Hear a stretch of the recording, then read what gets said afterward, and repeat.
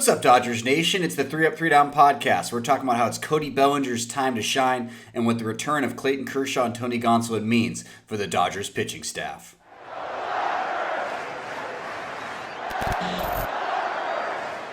Welcome back to the 3 Up, 3 Down podcast. My name is Eric Euler, your host for this 5-minute Dodgers Nation production. You can find me on Twitter and Instagram. That is at EEU. LAU. I'm recording this on Sunday before Sunday Night Baseball, the third and final game of the Dodgers-Giants series. The two clubs splitting the first two games. The Giants took home Friday night's extra inning game 3-2, where it turns out that Will Smith's foot did come off the bag at first base to allow the winning run to come across. And yeah, Will Smith was playing first base, a very interesting decision, but the Dodgers pick up the pieces on Saturday, winning 6-1. Julio Urias, a great performance, spelling some of those relievers because the Dodgers used 11 pitchers on Friday, a couple home runs for the Dodgers, but unfortunately, AJ Pollock, who's having an incredible year, pops his hamstring trying to steal third in the first inning of Saturday's game.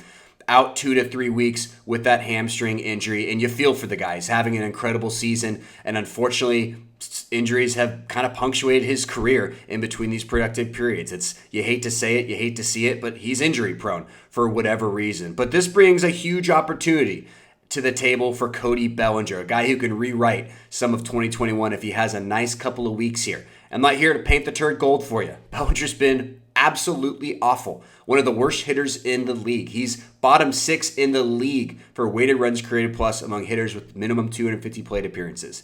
He's in the same zip code as Austin Hedges, Luke Newman, rookie Jared Kelenic. I mean, just the collection of names, Joshua Fuentes, just some horrendous hitters this year. He's hitting 162 for this year, the weighted runs created plus of 41, meaning he's 59% worse than your average MLB hitter.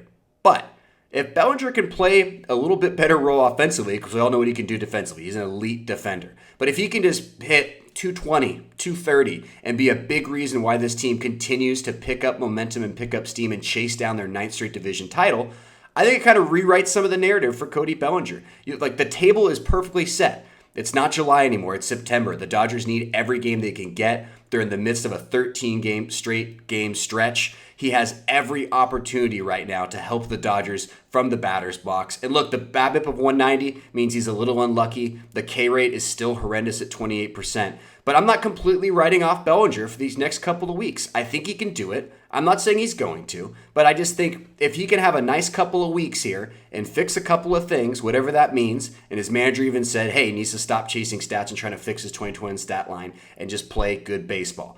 I completely agree. This is a great opportunity for Cody Bellinger to make some of us Dodger fans forget about how horrendous he's been for the last year and a half when you look at him hitting 215 since August of 2019. But he could be a big reason why this Dodgers offense continues to roll and to pick up the slack after losing one of their best hitters. The time is now for Cody Bellinger to start playing some great baseball.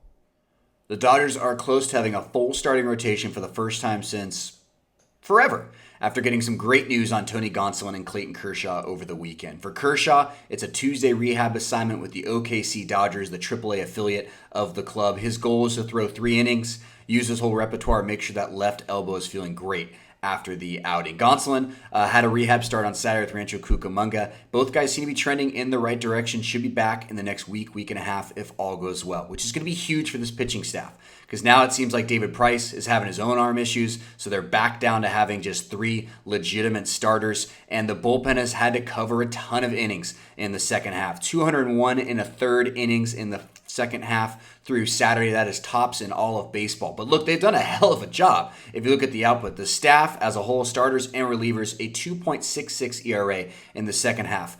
Best in the league. The next best team is the Yankees at a 322 clip. So look, they've done a lot of the work. They've performed admirably, so shorthanded, especially the bullpen. But to get Kershaw and Gonsolin back, even if it's only 4 innings to start, maybe they stretch them to 5 towards the tail end of September. But you're going to need to give some guys like Blake Trinan, Corey Knebel, Brusdar Graterol, Phil Bickford, Alex Vesia, even Joe Kelly, you're going to need to give him some extra rest because of just how many innings they've had to throw to cover for this team. So many bullpen games. But everything seems to be trending in the right direction for this Dodgers rotation, except for David Price, of course. But look, to get Kershaw and Gonsolin back is going to be huge for this team as they try to secure their 9th straight NL West division title.